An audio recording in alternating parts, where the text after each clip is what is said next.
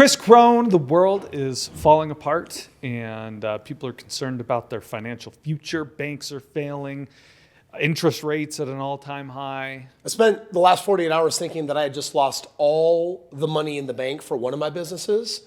And then the government said that they're going to do bailout. And I'm like, yay. Yep. What I actually wanted to talk about today, though, is something that's on a lot of people's mind, and that is this idea.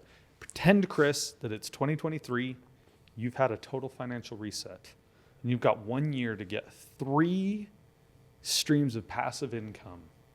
What do you do? What does Kris Krohn do? Geez, that's easy. Okay. I got to get streams of income. There's 3 things, 3 streams that I'm going to create. Here's the first thing on my mind. I've got to kickstart a legacy play. This means that I have to invest in something that has really high growth output.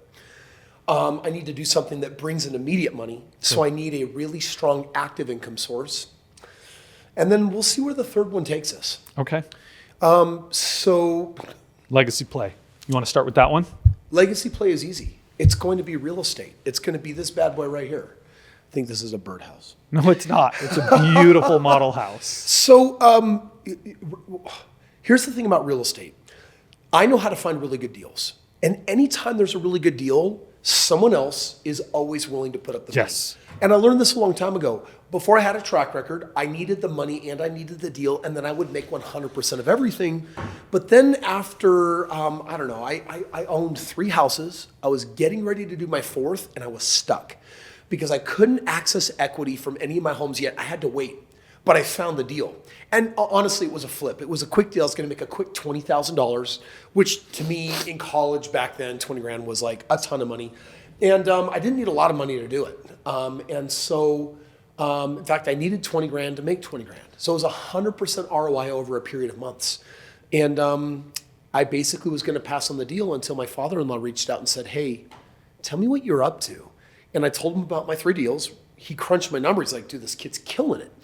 And because the deal was good and because I had a track record of 3, he put up the money. And, we each made 10 grand after we split it equally. His net effective ROI was over 100% that year on his money. So guess what? We started buying homes together. And I was a senior in college now with not 3 homes, but 9. So we had bought 6. And he was kind of slowing down at the time. And I'm like, shoot, my goal by the time I graduate this year is back then my goal was 20 homes. So I need 11 more than I have because that means I'll have a basic 6-figure residual income. I'd be making 100 grand a year and I wouldn't need to I'd be able to graduate college and not need a job. And I thought that was really cool. So I needed 11 more homes and I'm like, shoot. First of all, I got lucky with a father-in-law that had money. I wish I had more father-in-laws. And that's when I realized... Don't go down that road. I won't go down that road, but I will go down this road. There was a doctor who had been the last 6 months evaluating my real estate purchases. There was a dentist. There was an executive. There was one other guy. All 4 of them had been watching what I was doing, and I knew they were watching because they were curious. They'd ask me questions. I see one of them in church, and he'd be like, oh, how's your week? So, you do another deal? And I was like, actually, I did. It was a sweet deal. So there was great, I think I got to the point where there's some FOMO. That phrase didn't exist back then, but that's what it was. And I remember having this epiphany. I need father-in-laws. I should just take all of them out to lunch. And so I individually, Monday, Tuesday, Wednesday, Thursday, took each of them individually out to lunch. I showed them my portfolio of 9 homes. I showed them my ROIs. And all of them decided to partner with me.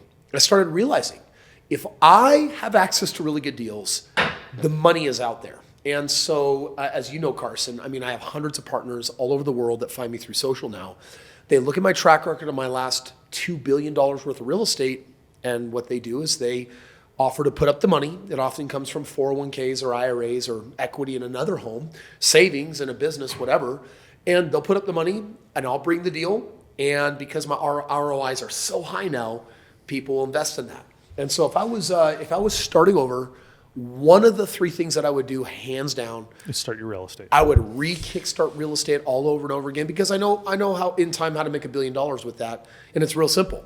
Just give half of it away to your partners, and everybody wins. I'm going to push back a little bit on this. I'm putting myself in the shoes of a listener, and got to be honest, Kris, you make it sound so easy. Well, my job's not easy. My job's hard. I have a team of 200 experts. We have to go through and comb. First of all, out of 324 markets, we only invest in the top 5 markets. So we're only going to hang out there for 4, 5, 6, 7 years before we bail and enter a new market. So cost 6 figures just to quote unquote open a market, establish boots on the ground. Right. Then we have to set up research teams to evaluate every piece of real estate in those 5 markets. But you didn't have any of that when you started. No. So I had to build it. as you spoke, I broke it down to 3 skills that you developed in that time. And I'm wondering if you could just share a little bit of insight for our listeners on how they can develop the same skills because they need them. Yeah. And the first skill is the ability to find and recognize or vet good deals. Yeah. How do you get good at that? Because you didn't just wake up one morning and be like, oh, I know where 50 million deals are. You know, I cheated in the beginning. I really just leveraged realtors in the MLS. I would find occasionally off-market deals, but for the most part, I was like, listen, the deals that are at least out there, they're on the MLS, and the majority of them are priced correctly, but 5% of them aren't. And so I basically networked with realtors that worked exclusively with investors, and they would watch the market every day for me. And I said, this is my criteria, and I have to buy right, buy How below did the you market. incentivize them? How did you get them to be willing to do that for you? You know, it's interesting. I mean, they're naturally incentivized because they're going to get a 3% commission Oh, yeah, if they on actually everything sell you the do. property. It was more about getting them to believe in my philosophy. Right. Because what I do is I would go and find a list of, the system was always the same. I'd find 10 realtors that looked like they represented investment properties. You know, because their listings include things like handyman special, special discount, $20,000 below asking price, OBO, best, make your best offer, investment potential. And what I do is I collect 10 of them, and then I'd call them up and I'd say, hey, my name's Kris Krohn. I'm a real estate investor. I'm qualified for my next deal. I've got my down payment, but I'm looking for a house that's at least 20% below market. And these were 10 realtors that represented investors, and 8 out of the 10 every time would laugh at me. I'm like, yeah, right. But 2 out of the 10 would say, okay. They would go on the market literally that day, and within 1, 2, or 3 days, I would always have a deal. So all I needed was a handful of people that believed that if they could find a good enough deal. So what they do is they bring me potential, and then I'd have to vet it. And a lot of people can get my Strait Path to Real Estate Wealth book for free. Yep. It actually teaches my valuation methodology on how you run comparables, not the realtor running comparables, how you work with a realtor to run comparables that you select to really determine if it was a good deal or not. And that book actually shares all of my criteria. That was the original thesis for, the last $2 billion worth of real estate transactions. So for listeners out there, if you're wanting to get into real estate and you're like, I don't know any realtors, I'm not on the MLS looking at deals all the time. It's like, wake up! Like, that is the game. That is the number one skill set It's a you've little got bit to of knowledge have. and it's a little bit of action. And that's, by the way, all wealth building is reserved for people with a little bit of knowledge and a little bit of action. You don't Yep. need a PhD. You don't need to be an Yep. expert. You don't need to know all the things that you think you need to know. We are in a world of access, not knowledge. You need to know a little. You need to take a little bit of action, and now you're making money. And that's true for all 3 of the pieces of advice that I'll share today. And it frustrates the crap out of people with PhDs, with business degrees, to be like, how are you like making all this money and you don't have any of the accolades? And it's like, because I talk to realtors. Well, talk to all those people. accolades do is entitle you to work for somebody else. And what they're going to do is they're going to give you a salary and they're going to own your life. And that's just what modern day slavery looks like. You can have a great life, you can pay your bills, etc. But if you're looking for freedom, then you have to go outside that system where accolades don't exist. No one cares. No one cares about a piece of paper that says whether you're smart. You know what they care about? Do you have a track record? Yep, which was the second thing I was going to bring up. Yeah. That you have to have if you're starting this legacy play is you got to find a way to start building a track record, not one but several successful deals. Well, and actually, I think the magic number is 3. Like psychologically, this is what I found to be true in people's mind, and I learned this from my father-in-law. He didn't teach it to me. I learned it through assessing behavior. And when I bought my first house, my father-in-law, he thought I was crazy. He's like, "Let me get this straight. You told my daughter you're going to be a doctor. You got married. Now you're telling her that you're not going to be a doctor, and you're buying a house in a college town, and you're undeclared in your major." I said, yes, sir. And I bought that first house. That sums it up. And he just didn't understand why you'd want to, quote unquote, a house is for laying down roots, not for me. The house was an investment. I had a basement that I rented out. That basement paid my mortgage, so I lived for free. When I bought my second house, I used the equity in the first house to buy it. So I house hacked again. And that second house ended up making me over $130,000 over the years that I held it. It was a great house, great cash flow. I mean, we killed it on that one. We also got it really far below market. It was awesome. I used the equity in the second house to buy the third house. So all it technically took me $3,300 to buy my first 3 homes because of the house hacking. And 3, here's what I learned about track record. Tell your friends, in fact, I did this because I would tell my family and friends, hey, my wife and I bought our house. And it's an investment property. And they all looked at us like we were stupid and crazy because we had no track record. And they kind of looked at us like, you're a joke. When I did it a second time and we didn't fall on our face, they're like, I could see exactly what they thought. Oh, you got lucky. But when you do something a third time and it works 3 times in a row, FOMO goes through the roof and people start feeling like they're missing out on something. So a minimum track record is always 3. It's beautiful. And you shared a hack that I think everybody needs to hear, especially those just getting started out. Buying your primary residence right can be an amazing step to get it going because the down payment. And buying it wrong. And buying it wrong, totally. Because if you buy it, I bought it at the top of the market. I bought more house than I could really afford. Or buy for luxury. Feeling a little upside down. I love when you go and show people because we're still in Provo and we can drive down and still see the house that you first bought. It's in a dozen YouTube videos. Yeah. When people see it, they're like, Kris Krohn lived in that dump. And you're like, it wasn't about the house. It was about the numbers. Yeah, I fell in love with the balance sheet. Yeah. Yep. And it's hard in the beginning. I did the same thing. We have had a tenant in our basement of our first house and it was set us up so nice. And we're looking at our friends buying all these really nice homes in nice neighborhoods. And we're like, but we're doing the smart thing. And it has paid off immensely. And the thing is, you're thinking like an investor instead of a consumer. And a consumer says, I make money to spend it and enjoy as much as I can today. Yep. But notice that of the 3 things, you gave me 3 parameters. I'm starting fresh slate do-over. And what is the first of the 3 things I recommended?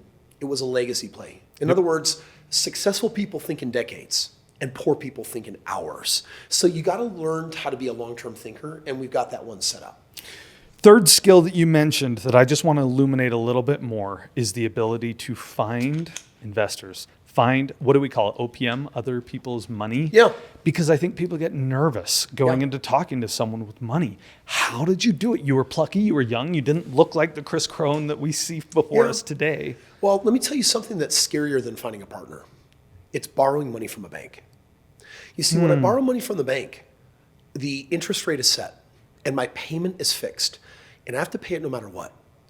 But if you go in with a partner and their contribution is putting up their capital, there is no promise of an exact interest rate that you're paying because it's a partnership. You're basically saying, we're going to divide the spoils equally.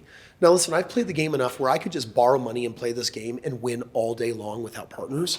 But I actually still love bringing partners in because what I'm doing is I'm helping make other people wealthy. If they're willing to be long-term minded like me, and so if you're like, well, how does that work? What does that skill look like?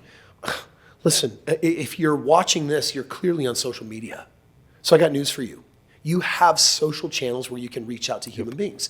And today it is highly acceptable for you to go on any one of your channels, hit the go live button, say, hey, my name's Kris Krohn, and I've never bought investment property before, and I just found a really good deal, and I literally bought it below market. The cash flow is projected to be X. I'm going to do a lease option. I'm going to do this, but I'm looking for some capital. I need a partner. We can do it together. Now, remember, if it's my very first deal, it's going to be hard convincing someone.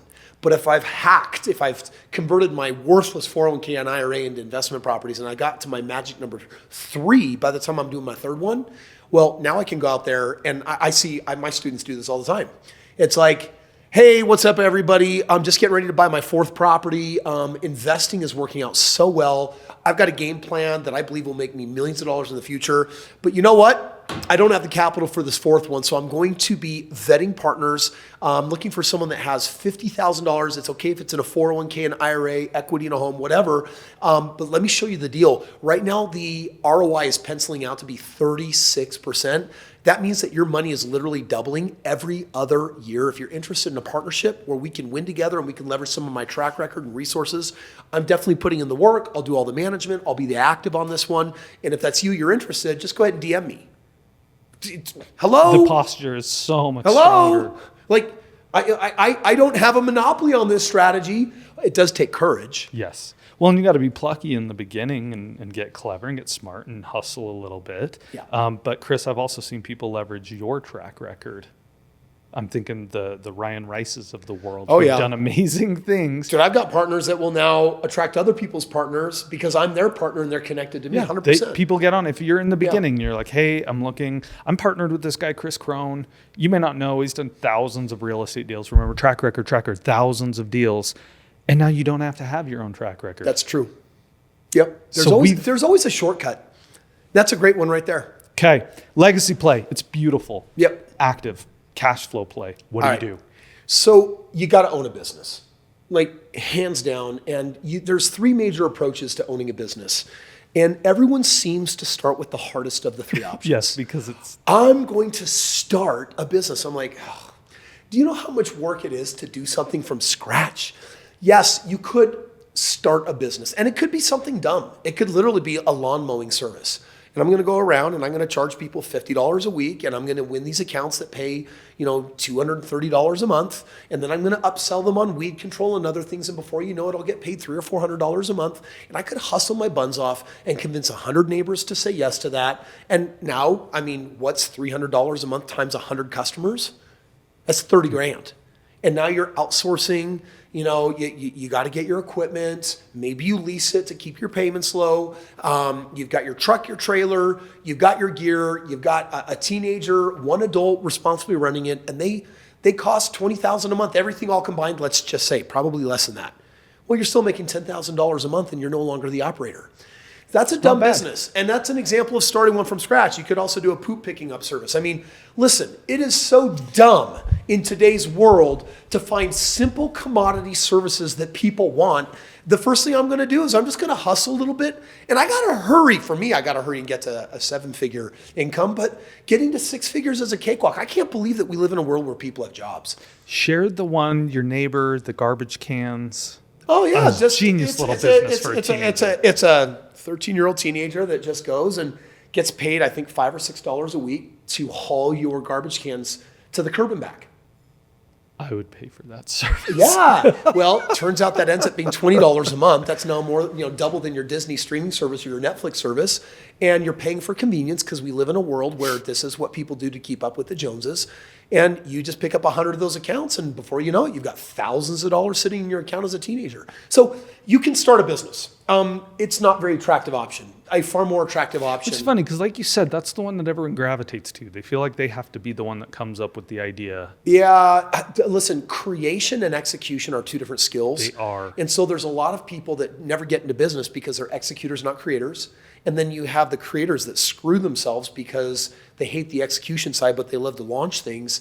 And the reality is most people that are excited to be entrepreneurs probably are in most situations the creatives that launch things. They shouldn't be the executors. They will build it and they will burn it to the ground. Someone else was meant to operate it. I just got to throw this out. Quick tip. If you are thinking about a product that you are in love with, that you're thinking about developing, you want to start a company and you're like, I've got this brilliant idea for a product, go read E-Myth Revisited before you jump in and start your own business. Because most people end up hating being a business owner because they got into it to be the creator, and that's not what business is. You have a couple other options, right? It's like, so you could start a business, which is always the hardest thing to do. Yes. The second one that's way easier is to actually acquire an existing business. Yep. And we are still for the next 7 years in the middle of the largest wealth transfer in all human history, where over 60% of all businesses are simply going to the graveyard that have exit value. They literally could be sold, some of them for hundreds of thousands of dollars, some of them more. And because no one's going to inherit them, their kids don't want them, no one's thinking to sell them, so they just stop doing them. And it's a very bizarre thing. So you can go to business brokers, you can find businesses for sale if you can get in touch with the actual person that owns the business. Often there's opportunities for seller financing. That means no money out of pocket. That means they'll be the bank. You can take future profits and use it on a monthly or quarterly basis to pay them. Yeah, you can dude, I can go find a business that's making, that's grossing $2 million a year. It's on a 25% margin. It's going to make the owner $500,000. And I'll go to that person and say, well, this is a very manual business. I'll give you a 1x multiple on your profits, on your EBITDA. So I'll pay you $500,000 for the business. And all of a sudden they're excited. They're like, Well, I know that I make $500,000 a year, but I'm trying to retire. I'll take the $500,000. It's like, great. Is it all right if I pay you in terms? Well, what does that mean? Well, I'm going to pay you out the $500,000 over 2 years. I'm going to write you, a $250,000 check every year for the next 2 years. What am I really doing? I'm taking my $500,000 of profit. I'm giving half to them, half to me. Going to do this for the first 2 years. The business finance itself, I literally could be zero money out of pocket, and they're going to mentor me on how to actually grow the business. It's beautiful, and people will do it because they're like, I can step back, but my business keeps paying me. How do I lose in this situation? I don't think I do. Now, there is an option I believe that is superior to that. Okay. And that option is what you see Shaq do, celebrities do, and it's called franchise. And that's because these are companies that are not one-offs. They've solved for scale. This is, it could be brick and mortar like a pizza shop. It could be a screen printing, for shirts. There's all these franchises where someone says, I build a business and I wanted to scale it faster, so I franchised it. And so you can buy into that business, and if you've got some money, you can buy into a franchise. Some of these don't cost a lot of money. Sometimes $50,000, sometimes $100,000. That's sizable. But if you're walking into a 6-figure business that has absentee owner ability, which means an operator, a manager is designed full-time to run it for you, and you just own it, well, that's where Shaq says, I'll buy 50 of those, and I'll buy 140 of those, and I'll buy 30 of those, because if one works, there's a high likelihood that the next 10 will as well. And so you'll see a lot of people will go and get into the franchise game where someone spent years building and mastering a business. Now you're acquiring the license to basically expand its location. You get the majority of the money, and then if it works, you become the one that wants to continue expanding and having more of those businesses. And so you got 3 really good options for how to build an active income. Start something from scratch, you could acquire something existing, or you could get into the franchise game. Yep. I love those levels, and I think about it in terms of pioneers. Pioneers get dysentery. Pioneers are the ones out doing a startup, taking all the pressure and the complicatedness of forging a new path. Franchisers are like those taking the railroad west. They're like, let's just hop on the train. They already know where to take me, and I'll get all the way to California that quick.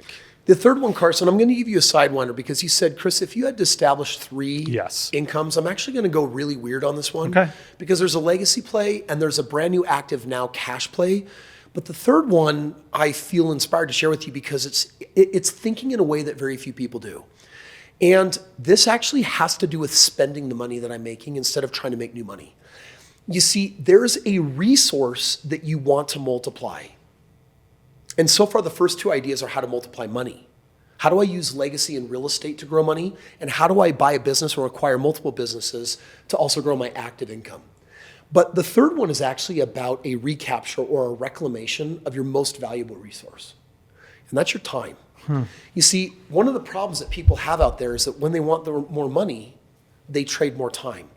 And so what sucks if you're in a W-2 mindset is, well, I commit 40 hours a week to this company, and they pay me $60,000 a year, and that's not enough for the bills that me and my wife and our kids have because there's been some health complications, and my wife lost her job, or maybe she had another baby, and it's time for her to be a stay-at-home. I need to replace her, so I'm going to also pick up a part-time job. I'm going to put 25 hours over here. I'm going to make $30,000 a year.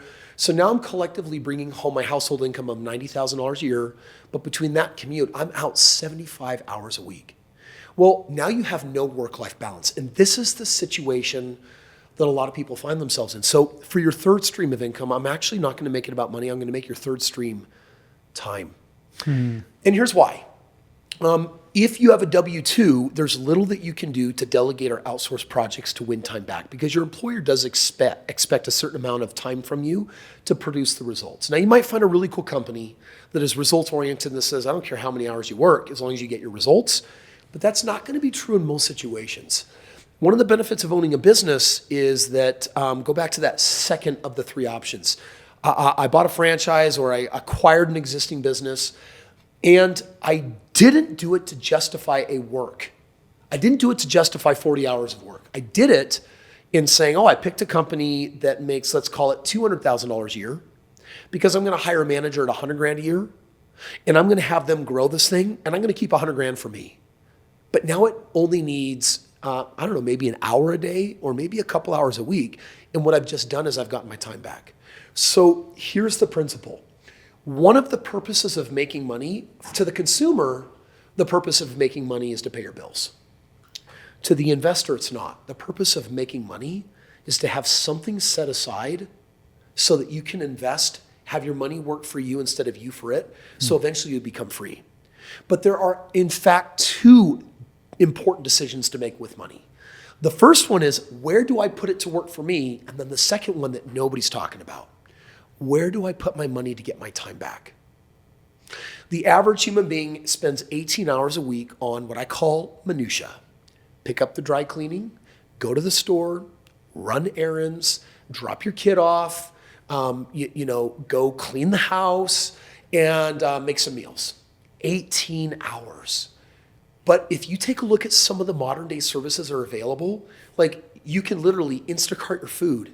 And all of a sudden, when you factor in what they're going to charge you to have someone go shopping for you and deliver the groceries, what will happen is you'll spend a surcharge, a little more money than if you went yourself, but you got all that time back. And the only things bought were the things on the list. Because if you've ever gone shopping with a hungry stomach, you wind up spending $100 more than you were planning on. True or false? Well, there are services out there for everything being done for you. And so I'm talking about hiring people, nannies, house cleaners. I have a whole staff of people that show up in my world, 4 people every day, that make my world function. And it's to serve one thing, time. They give me my time back. And so this is time arbitrage. There's a legacy arbitrage. There's an active income arbitrage. And for the number 3 today, we're talking about the time arbitrage, which is if you want to make more money, don't get another job. Start figuring out how to carefully spend money to get your time back so that you have time for not another job, another business. You need more active income, you need another business. I think the average person should own at least a half a dozen businesses so that when banks fail and economies go down, the only businesses you own that are affected by it are the ones that are prone to recessions. Meanwhile, you should have other businesses and other industries that actually thrive during recessions and are counter-cyclical. This is how you protect yourself. The day of one stream of income is the dumbest financial decision the average person makes in their life. And how you resolve that is you have to put on a different hat called investor.